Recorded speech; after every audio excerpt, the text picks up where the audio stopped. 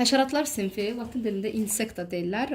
Deməli, uşaqlar, ümumiyyətlə bütövlükdə bu maddelər tipinin ən böyük sinfi cücülər sinfidir. Bilirdik ki, 3 yerə bölünürdü. Xərçənglər, hörümçəklər, cücülər. Və cücülər sinfinin də ən böyük dəstəsi təsəvvür edin ki, sərtqanadlar dəstəsidir və ümumi sinfin əsas hissəsi məhz o dəstə təşkil edir. Əvvəlcə gəlin cücülər sinfinin xarakter xüsusiyyətlərini sayaq.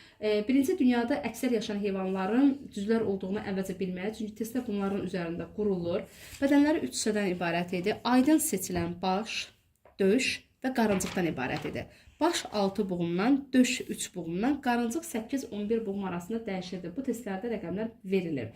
Sonra yadınızda saxlayın ki, həşəratların belə deyək də əksər qismi quru həyat tərzi sürdüklərinə görə onların tənəffüs orqanları nə olacaqdır? Təbii traxealar olacaqdılar.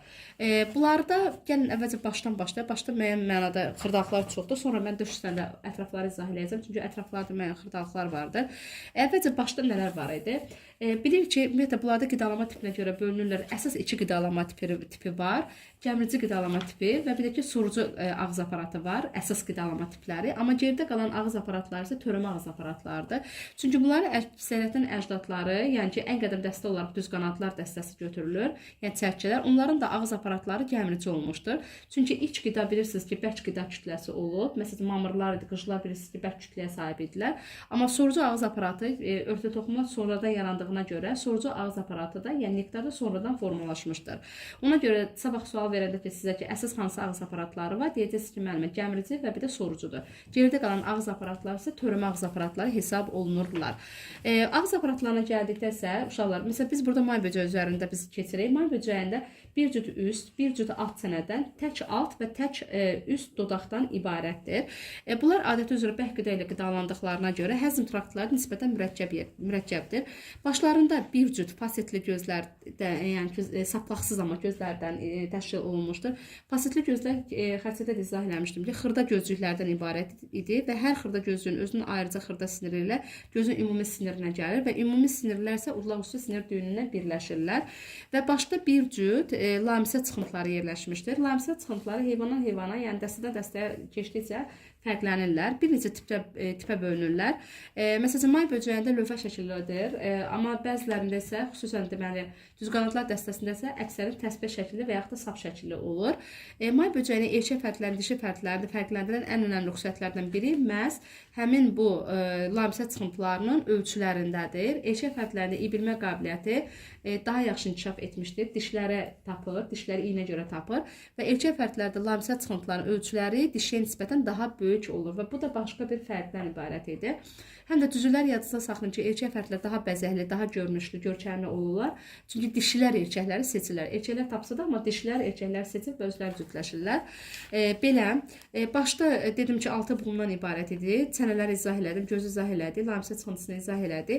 Gəldik döş şöbəyə uşaqlar. Döş şöbədə müəyyən mənada xırdalıqlar vardır. Döş şöbə bütün cücülərdə yadınızda saxlayın, dəstədən asılı olmayaraq hamısında 3 ədəddir və döşdə nələr yerləşir? Döşdə qanadlar və ayaqlar yerləşir. Ayaqlar söhbət yermə ayaqlarından gedir. Qarıncıq şöbədə ümumiyyətlə ətraflara malik deyirlər. Qarıncıq ayaqlarda nə qanad var, nə də ayaq var. İndi mənim burada yazdıracağım və məlumat üçün və testlərdə ən çox xırdalıq tələb edilən nələr var? Ümumiyyətlə yadınıza saxlayın. Əgər hansı cücünün ki, hansı cücüdə ki, bayaqlar mən qeyd elədim də, dedim ki, döş buğumları neçə ədəd olurdu? 3 dənədir. Yəni, dəstədən asılı olmayan, hamısında stabil saydadır.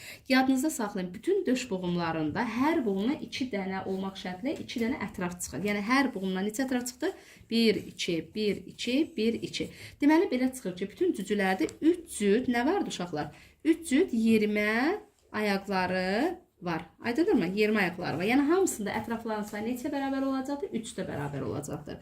Hansılar ki, qanadsızdır? Hansılar ki, qanadsızdır? Yəni, məsəl üçün, bəzi fərqlərdə, məsələn, bitlərdədir, birələrdədir, onlarda sonra adı nədir, dişi mənələrdə qanada sahib deyirlər. Kimlər ki, qanadsızdılar? Qanad, mən vurğulayıram. Məsələn, işçi arılarda, işçi qarışqalarda qanadlar olmur. Məsələn, yazaq ki, buraya işçi qarışqalar. İşçi qarışqalarda mən bayaq vurğuladım, qanad olmadığına görə yazıram ki, qanad nə? Qanad 0. Əgər qanad sıfırdsa da, yermə ayaqlar neçə cütüydü uşaqlar? 3 cütüydü.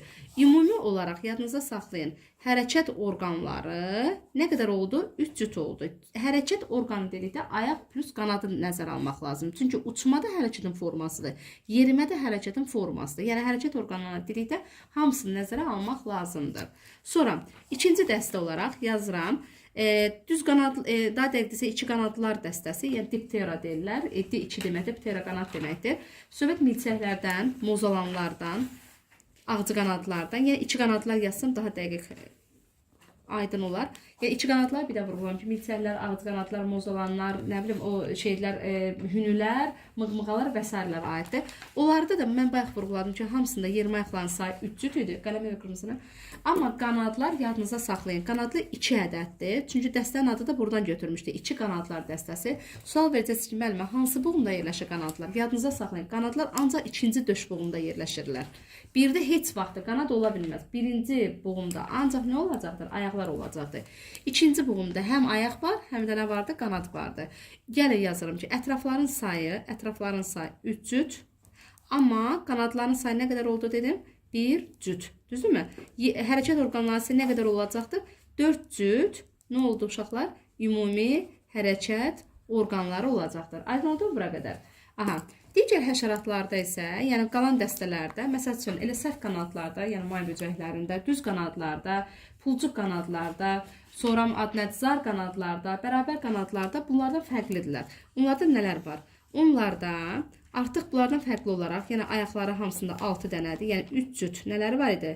Ətrafları, bunlar məsələlərdə çox geniş düşür. Amma qanadlar yadınızda saxlayın, 2-də və 3-də olacaqdır. Neçədə olacaqdır? 2-də və 3-də olacaqdır. Qanadların sayına gəldikdə isə qanadlar olacaqdır 2 cüt nə? Qanadlar. Yadda saxlayın. Qanadlar 2 cüt olacaqdır. Ümumi hərəkət orqanlarının sayı olacaqdır uşaqlar. Nə qədər? 5 cüt hərəkət orqanları. İndi baxın mənə.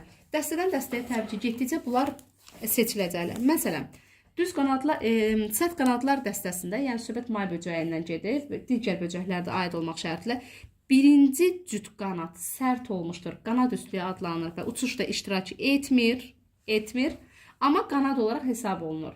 Qanadların sayı 4 dənə olsa da birinci cüt qanadlar sadəcə olaraq qanad üstlüyü olub qanadları qoruyur.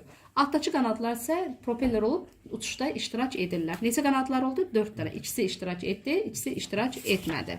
Sonra ikinci dəstəyə gəldikdə, burada düz qanadlar dəstəsidir. Söhbət çərkələrdən gedir. Şalalar, sisəklər, çərkələr aiddir və yaxud da tarakanlar da aid ola bilər. Bunlarda isə qanadın ölçüləri təbii ki, bir-birlərindən fərqlənir. Mən burada bir şey yadımdan çıxdı. Sərt qanadlarda da qanadların ölçüləri bir-birindən fərqlənirdi. Üstdəki qanadlar daha sərt idi, yumşaqlığına görə fərqlənirdi. Ölçüsünə görə də daha balaca idi. Çünki altdakı qanadlar yığıb onu sadəcə qoruyurdu. Aydın oldu mu? Amma uçuşda yalnız hansı iştirak elədi? İkinci qanad iştirak elədi. Düz qanadlarda isə birinci cüt qanadlar nisbətən uzun idi, düz idi, adı üstündəydi. Altdakı qanadlar ölçüləri böyük olsa da uçuşda iştirak edənlər idilər. Amma 4 qanadı var, 4'ü də uçuşda iştirak edə bilməyi hesab edə bilər. Yəni 4'ü də uçuşda iştirak edirlər. Neçə qanadı var? 4 dənəsi. Sonra, bax, sərt qanadlar hamısı bayaqçı kimi idi. Sonra pulcu qanadları söhbət demək kəpənəklərdən gedir. Onların da qanadların sayı 4 dənədir. 4'ü demək olar ki, eyni ölçüdə, 4'ü eyni sərtlikdə, 4'ü eyni funksiyadadırlar. Düzdür, indi deyəcəksiniz ki, məsələn, məsələn bu kəpənək tutaq ki, mak maxaunudur. Ölçüsünə görə ən böyük kəpənəklərdir. Birinci cür qanadlar ölçüsünə görə daha böyük, ikincilər nisbətən balacadır. Amma yenə deyirəm ki, ola bilər ölçülərə görə fərqli olsalar da, amma belə baxanda sərtlikləri və funksiyaları eynidir. Yəni 4'ü də uçuşda iştirak edəcəkdir. Sonra gəlir zar qanadlar. Zar qanadlarda isə yəni söhbət arılardan gedir uşaqlar. Arılarda da yəqin bilmirəm görmüsünüz. Onlarda da əslində 4 qanadlar var və qanadların 4'ü də eyni funksional və eyni dərəcədə də sərtliyə sahibdir. Amma iki qanadlarda mən bayaqları vurğuladım da sizə. Yəni milçəklərdə cəmi cümlədə ikinci qanadı var və qanadlar da ancaq ikinci buğumda yerləşir. Anlaşıldı mı? Yəni bax bu qanad sektoruna xüsusən diqqətli olmaq lazımdır. İndi gəldik daxili quruluşlarına uşaqlar. Mən elə birbaşa elə qan dövranından başlayacağım. Qan dövranı 1, 2, 3, 4, 5, 6. 6 bundan ibarət olan boru şəkili, amma segmentli ürəkdən ibarət idi. Biz hörümçəklərdə də boru şəkili ürək desək də, amma onların ürəkləri segmentsiz idi.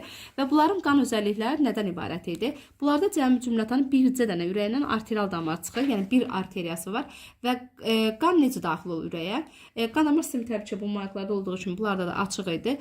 bədəndən dövr eləmiş qan, amma arterial formada mütləq şəkildə gəlirdi. Deməli, qəlsəmənin ürəyin yan ciblərində olan dəliklərdən gəlirdi segmentlərə və hər segment sıxılaraq növbəti segmentə qanı qovurdu və beləliklə segmentasiya bitəndə ürəyin ön tərəfinə qovulmuş qan tək arteriya vasitəsilə başa doğru qan axır. Başda olan orqanlar yuduqdan sonra döşə, döşdən sonra qarıncığa doğru qan alır. Deməli, qanın axıma istiqaməti ürək, arteriya, bədən boşluğu, ürək, arteriya, bədən boşluğu və yenidən ürək. Burada bunların qanı hemolimfadır, qanları rəngsizdir və qanda qan oksigeni daşıyacaq bir komponent yoxdur. Yəni bunların qanları qazdaşıma kimi mühüm funksiyanı icra etmirlər. Anlaşıldı mı? Tənəffüs orqanlarına gəldikdə isə tənəffüs orqanları traxealardır. Bütün yadınıza saxlayın, dünyada yaşayan heyvanların əksəriyyətində tənəffüs orqanı nə olacaqdır? Traxealar olacaqlar. Traxealar harda yerləşir? Qarıncıq buğumlarının hər buğumda olmaq, yəni buğumların əksəriyyətində bəzi dərsliklərdə yazılır ki, son buğumlarda olmur. Əsas deməli ön buğumlarda yerləşir. Buğumlar, mən ümumiyyətlə deyərdim ki, qarıncıq buğumların hər buğumda bir cüt olmaq şərti ilə traxeal dəliklər var. Nə var? Traxeal dəliklər var. Həmin o traxeal dəliklərdən oksigen daxil olurdu və traxealar vasitəsilə həmin dəliklər stigma dəliklərdir deyirlər. Dəlinin ikinci adı stigma dəliklərdir. Stigma dəliklərindən atmosfer havası daxil olurdu traxealara və traxealar vasitəsilə bütün orqanlara qazın difuziyası, birbaşa daşınması baş verir. Yəni tənəffüsdə qan qətiyyən iştirak etmirdi. Sinir düyünlərinə gəldikdə isə uşaqlar, bunlarda da yəni udlaq üstü, udlaq altı, buğumaqlarda olduğu kimi qarın sinir zəncirindən ibarət idi, amma testlərdə düşür. Bədənin hansı nahiyəsində sinir düyünləri daha aydın seçilir. En kəsiyini kəsəndə görəcəksiniz ki, həqiqətən də döş buğumlarında olan sinirlər, 3 ədəd iri düyünlər daha aydın seçilir. Çünki döş buğumda bilirsiniz ki, həm yermə ayaqları var, həm də ki qanadları var. Yerimək də, uçmaq da çox mürəkkəb hərəkət koordinasiya hesab edildiyinə görə o düyünlər nisbətən necə olmalıdır? Daha yaxşı və daha iri ölçülü olmalıdırlar. Şəklə diqqətlə baxsaq, udlaq üstü düyünü də aydın seçilir. Çünki udlaq üstü sinir düyündən gözlərə və lamisiya çıxıntılara gedirdisə də, udlaq altıdan isə ağız və ağız ətrafı orqanlara sinirlər inervasiya olunur. Həzm traktına gəldikdə isə uşaqlar, həzm traktı mən baxla vurğuladım ki, deməli nədən ibarət idi? Ağız, udlaq, qida borusu gördüyünüz kimi deməli mədədir. Mədə elə də böyük deyil. Əgər həşərat bərk qida ilə qidalanırsa, onların mədələrində xüsusi xitin dişçiklər vardır. Amma yox, əgər şirə ilə qidalanırsa, məsələn, içi qanadlarda, milçəklərdə, kəpənəklərdə xitin dişçiklər olmayacaq. Çünki onlar maye tərkibli hazır qida ilə qidalandıqlarına görə, yəni maye tərkibli qida ilə qidalandıqlarına görə əlavə olaraq mədələrində dişçiyin olmasına gərək yoxdur. Bu da hisslərə düşür. Sonra gəlirdi deməli bağırsaqlar, amma mən bir şey deyim, bağırsaqların bir ucu kör, bir ucu deməli, yəni bir ucu kör, bir ucu bağırsağa birləşən Malpighi boruları yerləşirdi.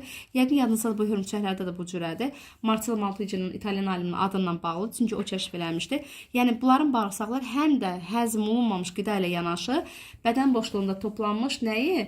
Zəhərli maddələri, daha dəqiq desə ifrazat məhsullarını toparlayır və anal dəlik vasitəsilə xaric edilir. Yəni bunların nədisləri həm də nə olurdu? İfrazat məhsullarına qarışmış olurdu. Belə, cinsiyət sistemini indi izah edeyim yoxsa necə? Cinsiyət